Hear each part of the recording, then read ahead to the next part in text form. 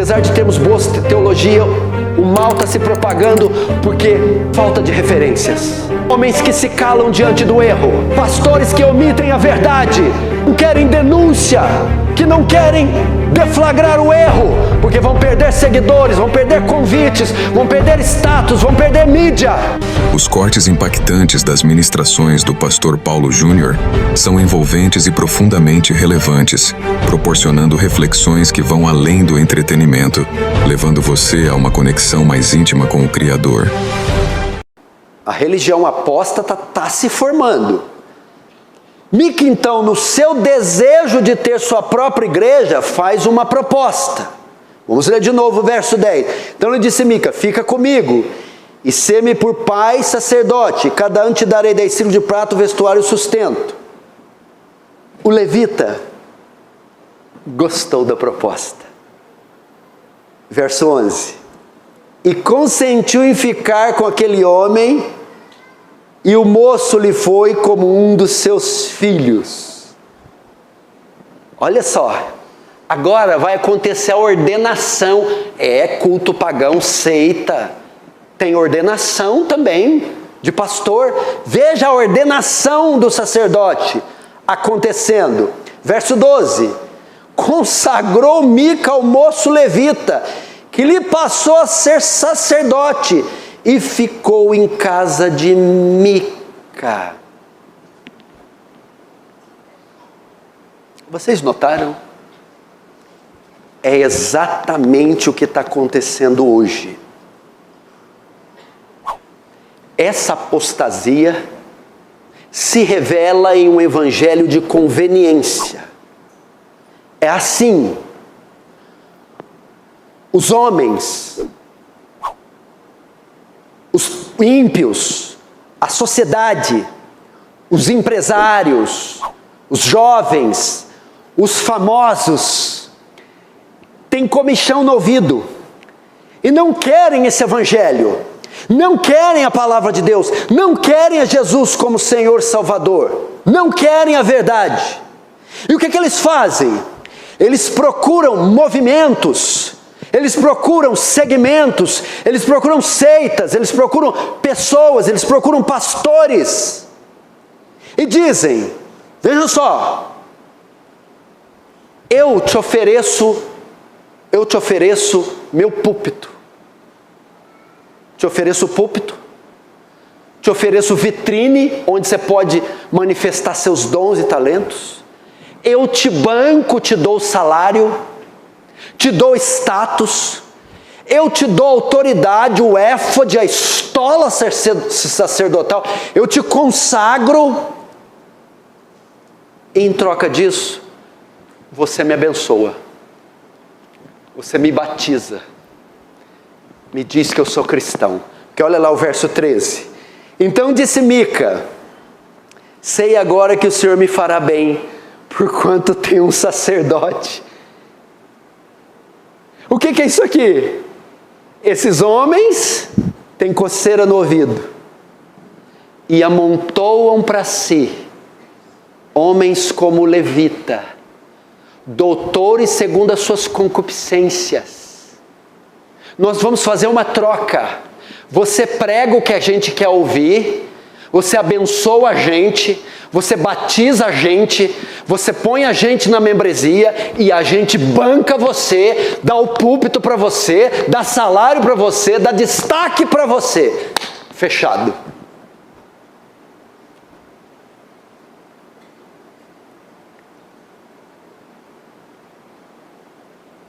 É o que está acontecendo hoje.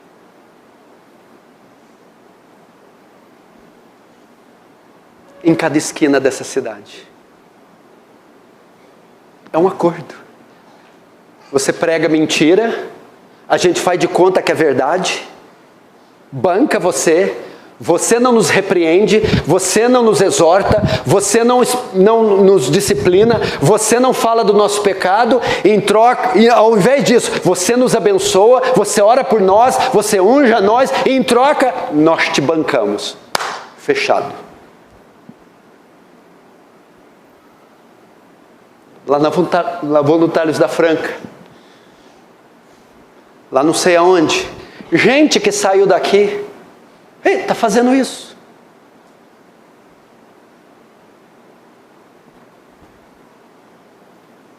E se você não tomar cuidado, você pode fazer a mesma coisa. Eu não vou dar meu dízimo aqui, eu vou dar lá. Eu vou pegar meus bens, meus recursos, e vou investir em outro ministério. Em troca disso, Ele me abençoa, Ele fala bem dos meus filhos, das minhas filhas, Ele batiza membros da minha família, Ele serve a ceia para mim, está tudo em pecado. São ladrões como era Mica, imorais, idólatras, mas são admitidos por um falso profeta, que os bajula em troca dos seus dízimos, das suas ofertas, do seu patrocínio. É o que está acontecendo nessa passagem.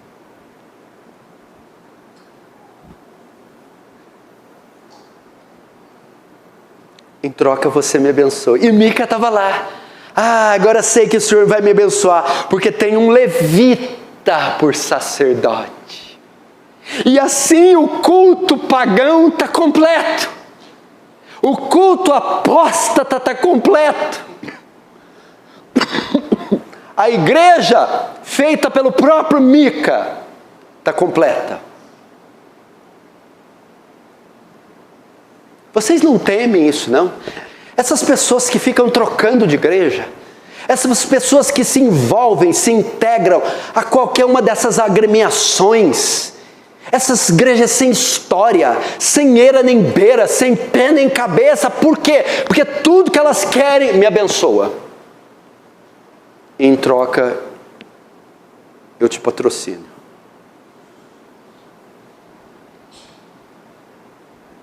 Se você soubesse o quanto isso aqui é mais frequente, em maior número do que você imagina, você não tem ideia. E qual é a consequência da igreja apóstata, do culto idólatra, do culto pessoal, da igreja pessoal?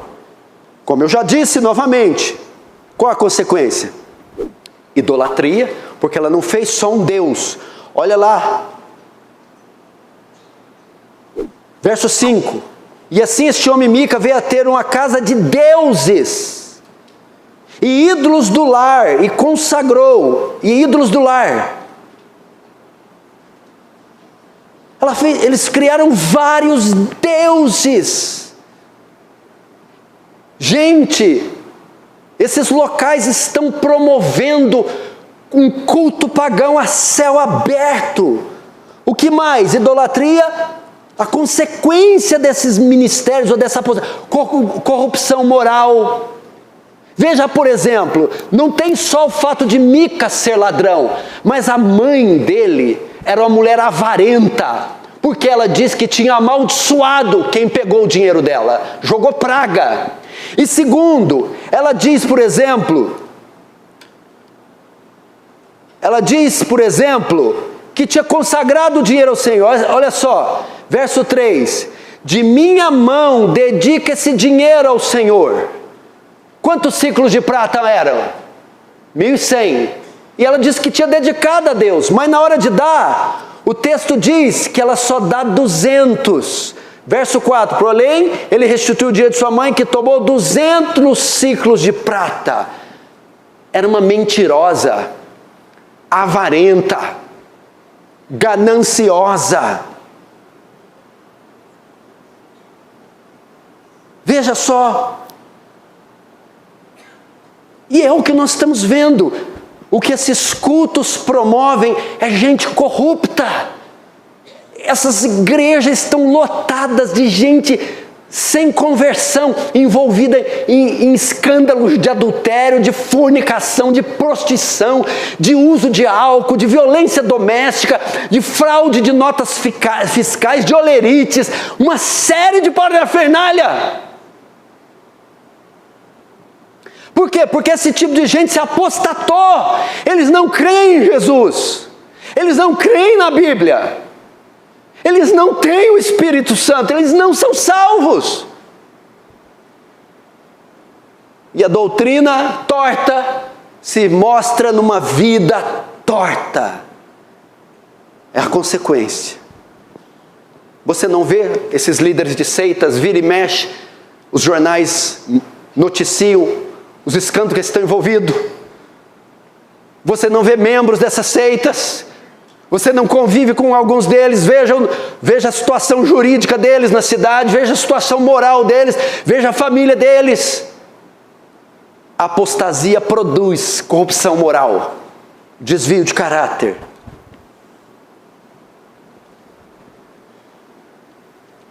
Isso pode acontecer não só no coletivo, mas no individual.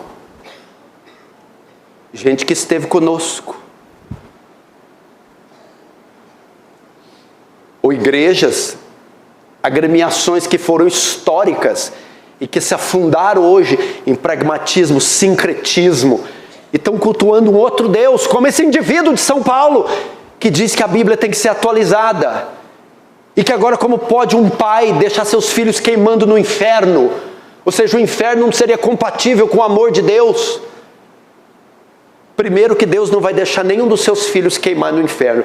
Porque a Bíblia diz que Ele veio para os seus não o receberam, mas todos quanto o receberam, deu-lhes o poder de serem feitos filhos de Deus, as quais não nasceram da carne, nem da vontade do homem, mas de Deus. Os filhos de Deus estarão salvos. Não irão ao inferno. E segundo, se um juiz por acaso fosse julgar um condenado, e esse condenado fosse o seu filho, ele não levaria em conta o grau de relação que ele teria com o indivíduo, mas ele julgaria conforme a justiça e a lei, e ele teria que ser punido sendo filho dele ou não. Deus julga segundo a reta justiça. Portanto, o inferno é justo.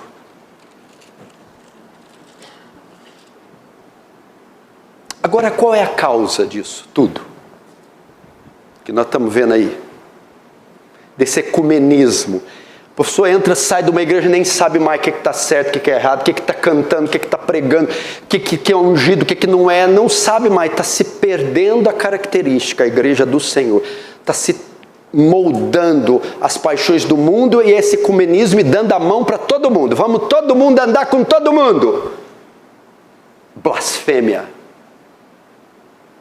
Problema do cristianismo, sabe qual que é? O exclusivismo. Se você tirar o exclusivismo, você não tem mais cristianismo. Jesus disse, eu sou o caminho, o artigo definido, o, é o único. Se ele tivesse usado o artigo indefinido, eu sou um dos muitos, aí haveria chance para o ecumenismo. Mas quando ele fala, eu sou o, ele mostra que a nossa fé é exclusiva. Qual a causa? Verso 6.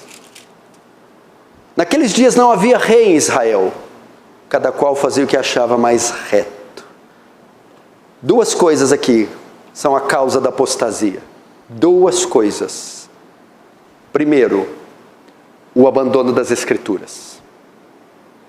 Quando as Escrituras passam a não reger mais a vida de um homem, ou reger o púlpito de uma igreja, quando a Bíblia passa a não ser mais suficiente de Gênesis e Apocalipse, vai acontecer toda sorte de desvio doutrinário, teológico e moral, vai haver apostasia. Israel deixou, não havia mais consulta à lei, eles faziam o que parecia reto aos seus olhos. É quando se deixa a palavra e vai fazer uso de novas revelações, sonhos, visões, adivinhações, ou documentos de mulheres, de profetisas, de homens, visões, palavras de anjos, ou de líderes que dizem ter uma revelação dada por Deus e afastam-se das Escrituras para seguir essas fábulas. Acontece a apostasia. E é isso que tem acontecido.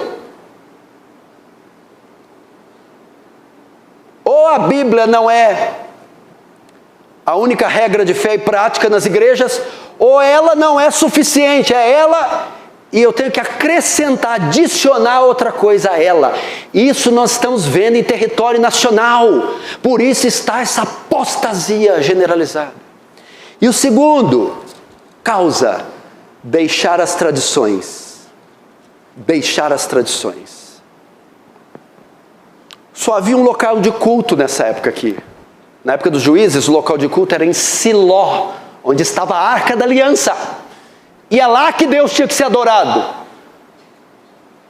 Não havia permissão para fazer um culto particular dentro de casa. Deixou as tradições. E segundo, o levita, o sacerdócio vinha da linhagem de Levi, era levítico. Só que o sacerdócio era feito publicamente, no local público, e não de forma particular. Tanto o levita como Mica deixaram as tradições, deixaram a lei de Moisés, deixaram a história. Por que a apostasia acontece? Quando nós deixamos a confessionalidade. Temos documentos, temos confissão de fé. Quando esquecemos da história, a verdade não nasceu conosco, nem vai morrer conosco. Quando você cria uma doutrina, uma igreja baseado só no que você pensa, você vai cair em apostasia. Eu não posso pensar diferente de Paulo, eu não posso pensar diferente de João, eu não posso pensar diferente de Policarpo, eu não posso pensar diferente de Irineu, eu não posso pensar diferente de Agostinho, eu não posso pensar diferente de Lutero, eu não posso pensar diferente de tantos outros reformadores, até os dias de hoje. Igrejas que não têm fundamento histórico, que não têm confissão de fé, igreja que não segue fundamentos que outros homens chegaram. Uma regra da hermenêutica, muito simples, que muita gente não usa, é essa: nós interpretamos a Bíblia à luz de 2000 anos de história da igreja. Se alguém diz que tem uma revelação e mais ninguém tem, nem os contemporâneos do tempo de hoje, e nem os antepassados, ou ele é o homem mais sábio que já veio na terra, ou ele é um apóstata. Então eu interpreto a Bíblia, eu prego, eu creio em certas doutrinas, de conformidade com quem? Primeiro com os meus irmãos contemporâneos. Dr. John MacArthur, Dr. Steve Lawson, Paul Washer, Augustus Nicodemos, e com 2000 anos de história. Spurgeon cria assim, Lloyd Jones cria assim, Edwards cria assim, e assim por diante. Agora esses homens dizem ter uma revelação que só eles tiveram, e mais ninguém. Eles ensinam doutrina que só eles ensinam, e mais ninguém. Quando você deixa as tradições, e quando você joga no lixo 2000 anos de história da igreja, você fica sectário. Essa foi a causa. Deixar as escrituras e a tradição. Geralmente o apóstata, sabe em que ele crê? Nele mesmo. Sabe que comentário bíblico ele lê? O que ele faz. Sabe qual é a hermenêutica que ele faz? A baseada nas convicções dele.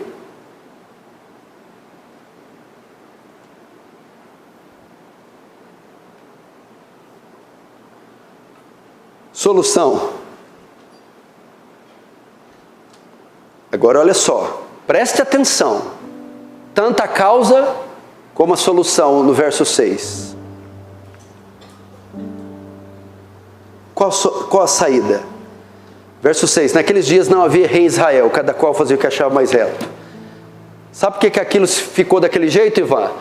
Por que a apostasia avançou, alastrou? Perda de referência. Josué havia morrido. Não havia uma referência doutrinária, bíblica, uma referência sólida, onde o mal se inibia. Por não haver essa liderança, por não haver essa referência, o mal proliferou. Não havia autoridade, não havia uma voz profética, não havia uma referência que inibisse os hereges, os apóstatas, e servisse como referencial bíblico e doutrinário. Hoje é a mesma coisa. Apesar de termos boa teologia, o mal está se propagando porque falta de referências. Homens que se calam diante do erro. Pastores que omitem a verdade. que não querem denúncia, que não querem deflagrar o erro, porque vão perder seguidores, vão perder convites, vão perder status, vão perder mídia. Então, enquanto esses pastores bíblicos se omitem, se calam, enquanto eles não servem de referência, de padrão, os falsos mestres sentem à vontade para proliferar o engano.